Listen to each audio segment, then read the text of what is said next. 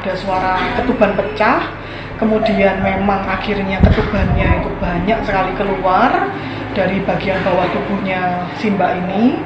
Kemudian saya turun dari posisi driver, mbaknya udah mulai kencang-kencangnya, itu sudah kencang-kencang yang optimal untuk mendorong. Jadi akhirnya saya posisikan put itu, hujan derasnya sudah mulai berkurang tapi masih gerimis, jadi ya memang posisi saya di luar itu gerimis. Makanya saya khawatir banget si adik bayi yang baru lahir ini. Ya saya banyak merenungkan juga dari pengalaman-pengalaman saya selama nge-driver ini tuh, kenapa saya bertemu dengan orang-orang ini, kenapa saya bertemu dengan customer ini, penumpang ini, ya itu semua membawa nilai sendiri untuk.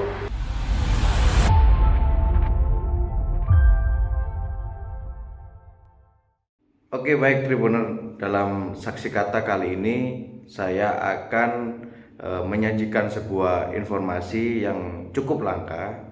Kebetulan ini terjadi di Surabaya. Ada seorang driver dari taksi online ini mengalami kejadian yang cukup menegangkan sekaligus langka, di mana driver taksi online ini ketika mengantarkan penumpangnya, padahal sudah mendekati titik tujuan, tiba-tiba si penumpang ini mengalami kontraksi dan melahirkan di dalam mobil dari taksi online tersebut. Nah, yang menariknya dalam peristiwa ini ternyata si pengemudi ini adalah seorang dokter umum yang bertugas di Kalimantan Tengah di sebuah rumah sakit yang cukup besar. Nah, kebetulan si driver taksi ini sedang melakukan studi di Surabaya.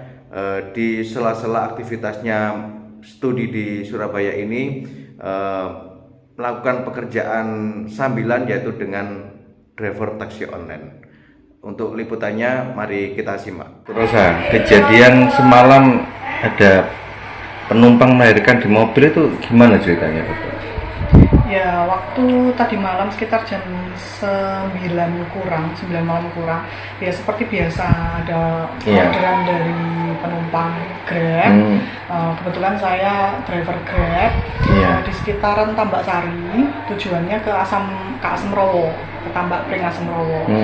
Penumpangnya saat itu ada ibu membawa adik bayi, mungkin usianya 1 tahun, dan ada wanita muda yang sedang hamil. Saya lihat wanita muda ini, mbaknya ini hamil, kayaknya masih belum hamil besar karena memang perutnya kecil. Ya udah, ya naik seperti biasa, perjalanan seperti biasa, tapi mendekati rumah tujuan yaitu di Asemrowo kok mulai mengeluh nyeri-nyeri perutnya. Gimana itu mengeluhnya?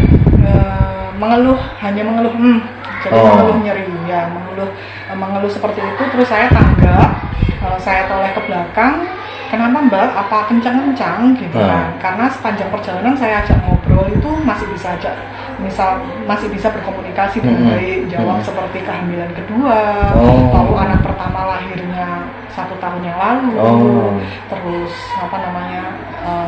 ini kehamilan kedua dan nggak tahu tepatnya itu kehamilan berapa, kira-kira ya 6 bulan. Dan ternyata setelah sampai di depan gang rumahnya, kok kenceng-kencengnya makin sering.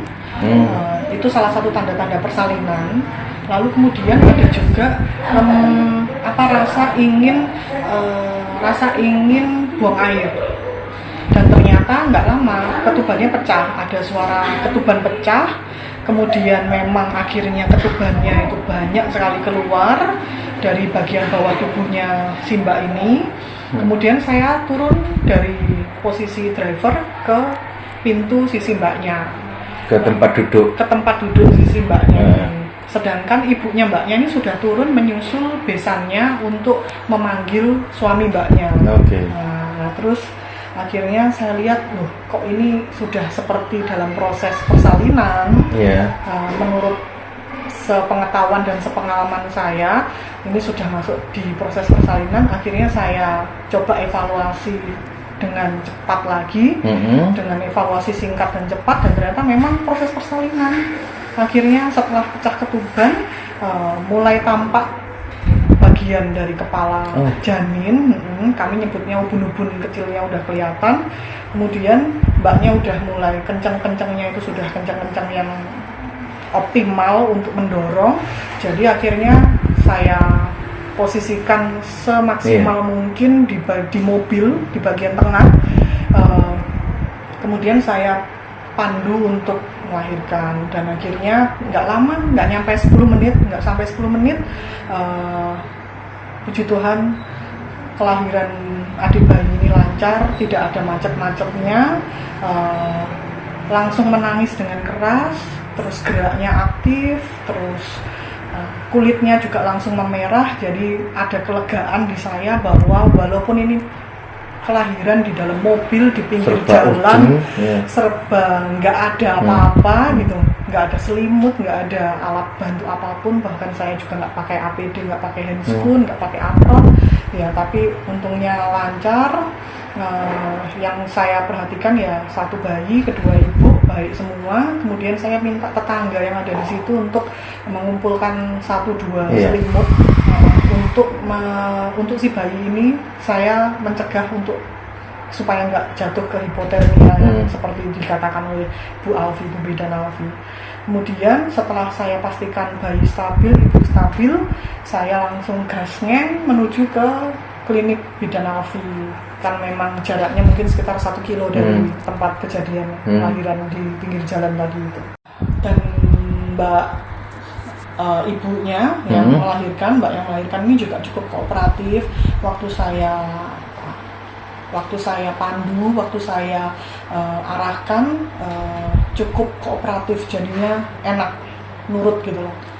Dalam proses bayi itu keluar hanya berdua, dokter sama ibu. Gitu. Iya, yang berdua. Nggak ada orang lain yang... Nggak ada orang lain, adanya ya tetangga-tetangga itu, tapi kan melihat dari sisi luar mobil. Sedangkan saya kan posisinya memang pas di pintu mobil, di sebelahnya ibu yang mau melahirkan, mbak yang mau melahirkan ini. Jemput itu, hujan derasnya sudah mulai berkurang, tapi masih gerimis. Jadi ya memang posisi saya di luar itu gerimis. Makanya saya khawatir banget si adik bayi yang baru lahir ini jatuh ke hipotermia, betul. Karena masih hujan. Nah, sedangkan posisi AC mobil apa segala macam sudah saya matikan.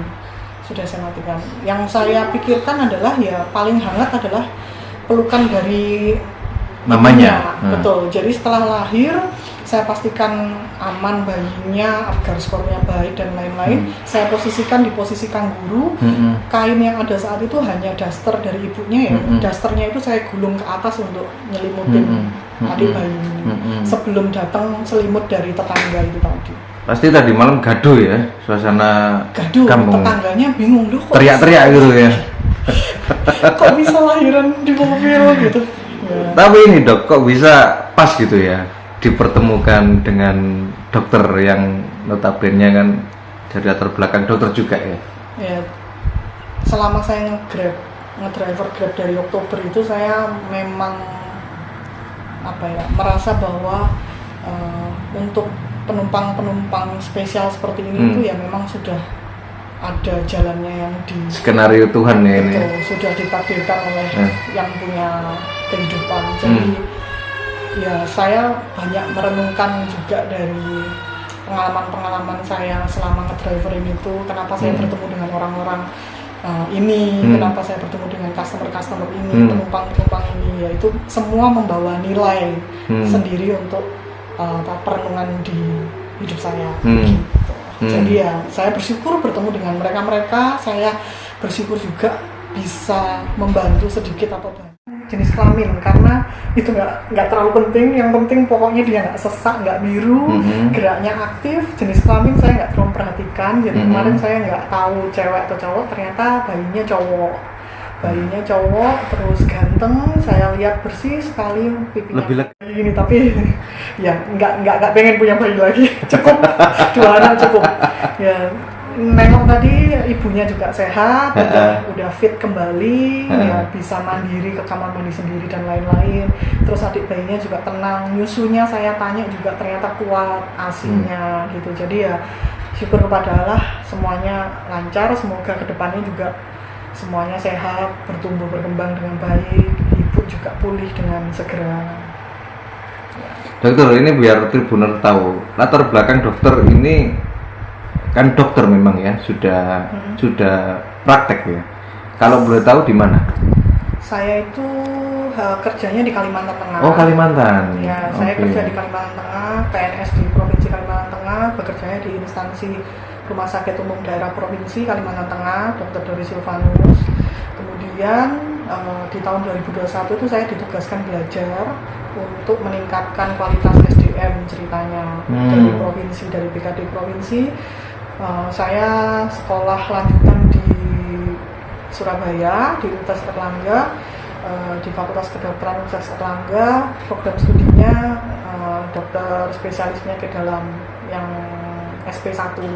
Ini sekolah kedua ya berarti? Jadi ya? ini sekolah lanjutan, ya. Setelah lanjutan. jadi dokter umum, harapannya bisa jadi dokter spesialis. Nah, kebetulan ini sudah di masa-masa akhir studi. Tersisa penelitian saya yang belum selesai, ya. Jadi menyelesaikan penelitian saya itu, lalu ada satu ujian lokal yang nanti akan saya harus hadapi setelah selesai penelitian. Ya, setelah itu harapannya bisa segera dilantik menjadi dokter spesialis, kemudian kembali ke Kalimantan, membaktikan diri kembali di sana. Ya, minimal sesuai masa studi saya di beasiswa, diberikan beasiswa 4,5 tahun. Gitu. Kenapa kok di sela waktu pendidikan ini memilih untuk menjadi driver taksi online? Kenapa? Ya, jarang ya. Ada beberapa, kayaknya saya tahu ada beberapa driver Grab, ya, driver online, driver car, ya, Grab car, itu yang memang profesinya tenaga kesehatan juga. Lalu ada profesional lain seperti kayak ya adalah profesi lain yang kerja sambilan sebagai driver Grab car gitu ya. Kalau dari saya pribadi, saya nggak tahu mereka latar belakangnya apa, tapi kalau dari saya pribadi itu ya bagian dari dinamika kehidupan saya.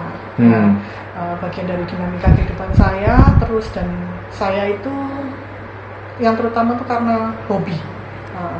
Dari kecil, sejak SMP itu saya sudah dilatih untuk bisa nyetir, bisa bawa mobil. Oh iya.